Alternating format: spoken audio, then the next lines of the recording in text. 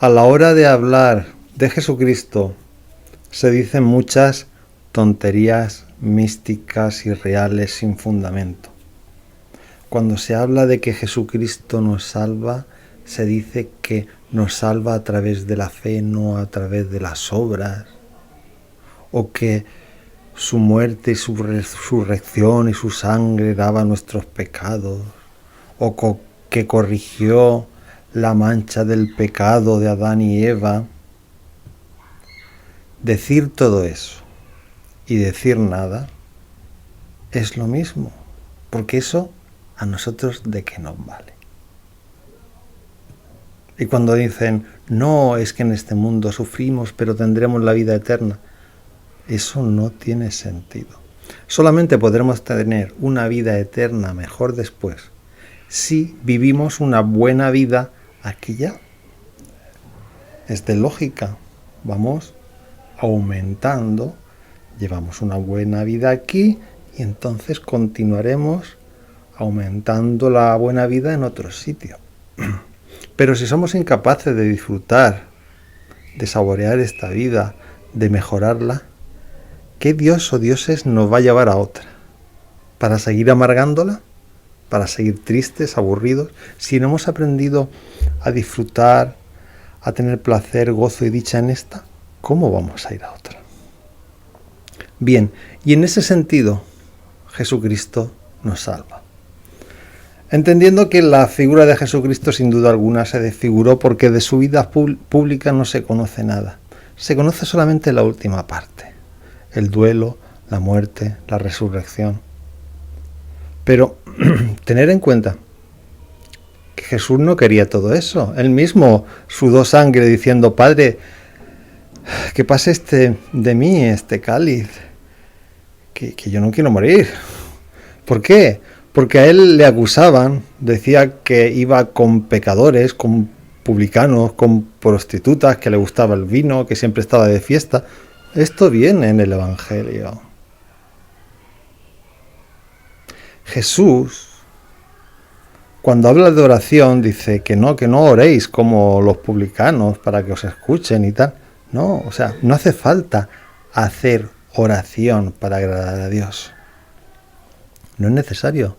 Como concesión, Jesús nos dice, bueno, si necesitáis orar, aquí, porque se haga la voluntad de Dios y tal, porque ya sabe vuestro Padre lo que necesitáis antes de que se lo pidáis. Mito de oración. No hace falta orar. Hay que llevar una buena vida. En esa buena vida tenemos una comunicación.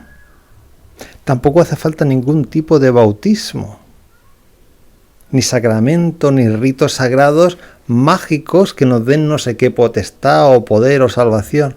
No. Porque Jesucristo vino a romper con todo eso. La oración, el bautismo, el templo son conceptos del judaísmo que Él vino a eliminar.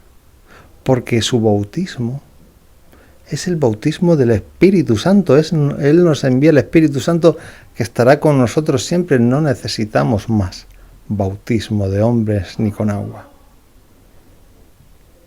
Ni tampoco necesitamos templos, ni iglesias, ni... No habita Dios en casas de hombres. Habita en tu corazón. Por lo tanto, pues una cafetería, cualquier sitio, parque para reunirnos y ya está. No necesitamos mantener instalaciones sagradas, ni ritos sagrados, ni objetos sagrados. No necesitamos de eso. Jesucristo nos salva en el sentido de que vino a cambiar la imagen de la religión y de la divinidad. Fuera ritos.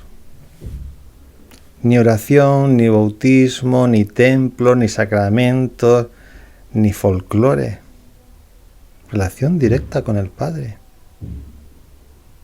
Porque en esta medida podemos hacer, y lo dice Él, incluso cosas mayores que Jesucristo, porque tendremos su Espíritu Santo colaborando con nosotros.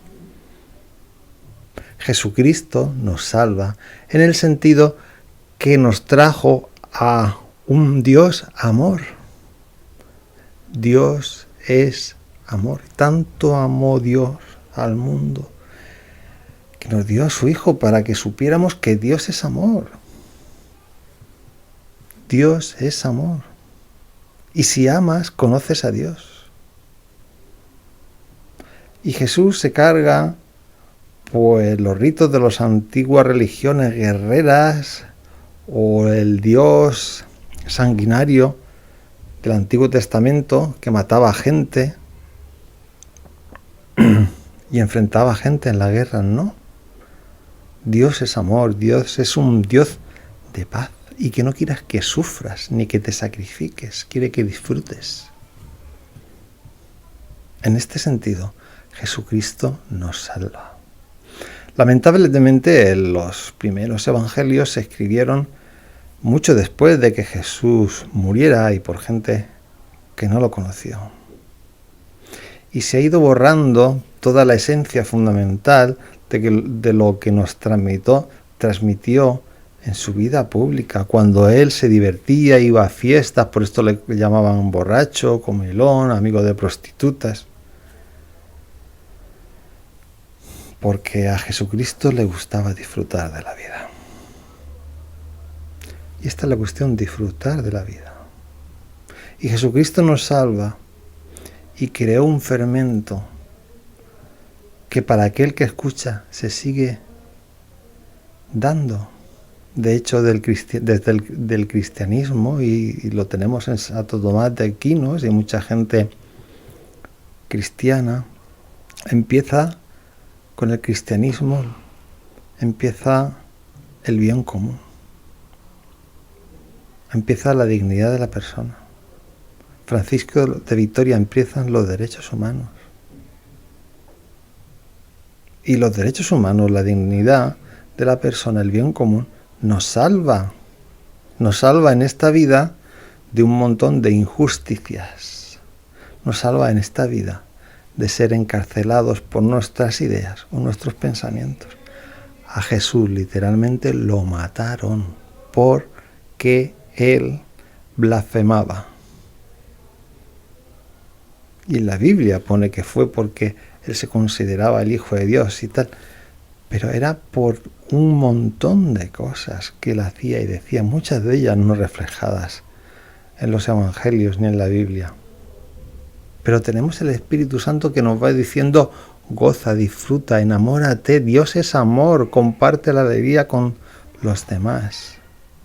Y gracias a todo esto, gracias a miles, millones de personas a través de la historia desde Jesús para acá que se sembró ese evangelio de paz, hoy en día vivimos en un mundo mejor donde hay más derechos, más libertades, más democracia, más bienestar material y más bienestar científico. La ciencia fundamentalmente proviene de dos hombres que sin ellos no se puede entender, Francis Bacon y René Descartes, un racionalista y otro que estaba más por no razonar tanto. Pero tanto Francis Bacon como René Descartes eran creyentes cristianos muy grandes. Francis Bacon decía que lo peor era el ateísmo. Y René Descartes empezó sus estudios y empezó a dedicarse a la filosofía natural, es decir, a la ciencia, por una revelación divina. Él mismo lo dice, fue una experiencia mística. El Espíritu Santo sigue actuando. Pero bien, no nos podemos quedar en la ciencia, porque la ciencia por sí solo al final nos destruirá, creando aparatos, contaminación, cambio climático, con todas las energías que producen mucha suciedad en los mares, en las aguas, en los ríos, en la tierra. El aire está tan contaminado que la ONU dice que mueren 7 millones de personas todos los años, solamente por la contaminación del aire. A eso añadirle el agua, la tierra, la contaminación que está en nuestro hogar. Poner en el buscador de Google contaminación dentro de nuestra casa, dentro de nuestro hogar, dentro de nuestro automóvil, un montón de elementos químicos que nosotros ingerimos a través del aire. Por eso no basta la ciencia. Necesitamos un estilo de vida diferente. Necesitamos conocer nuestro cerebro, conocer nuestra mente, conocer a qué prestamos atención, con qué conectamos. Y entendiendo nuestro cerebro, nuestra mente, y sabiendo pensar y atender a lo que tenemos a nuestro alrededor y conectar con la realidad. Y viendo que todos nuestros pensamientos se pueden agrupar en bloques, unidades de placer lo llamo yo, o carpetas o como queráis. Y de esta manera, agrupándolos en bloques, podemos ver en qué estamos pensando cada momento y ver si nuestro pensamiento está proporcionado. Y de esta manera cambiarlo y sentirnos siempre bien y en paz. Porque ya tenemos demasiadas cosas materiales. Tendemos a creer que, como lo material produce placer, si tenemos cada vez más material, cosas materiales, vamos a sentirnos mejor. Pero esto es un error. Porque el placer en sí se extingue, se agota cuando se somete a un estímulo. Nosotros nos comemos un dulce pastel y sentimos placer. Si nos comemos 20, el placer desaparece, pero es que además vienen las indigestiones y los problemas de colesterol, ácido úrico y demás del exceso de comida, y así todo.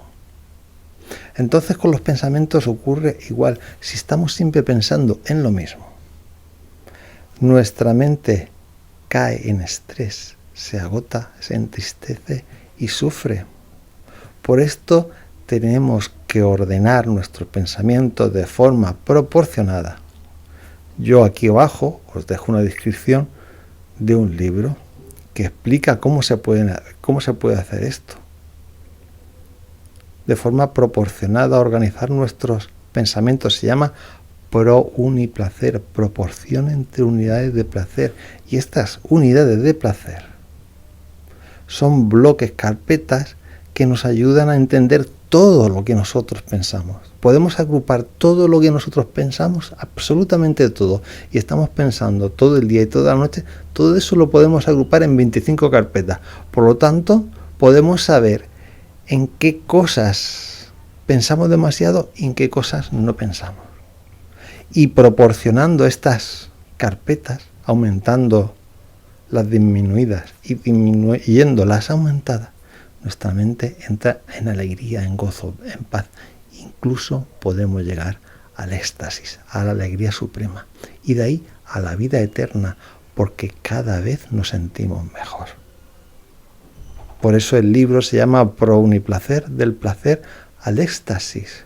Empezamos con el placer y va aumentando. El éxtasis llegará cuando muramos y nuestra mente, debido a esa organización tan buena, los dioses o Dios nos acogerá en otro espacio y en otro tiempo para ir mejorando. Fácil, sencillo, solamente requiere atención. Como ya digo, abajo tenéis la descripción del libro. Buenas tardes y buena suerte.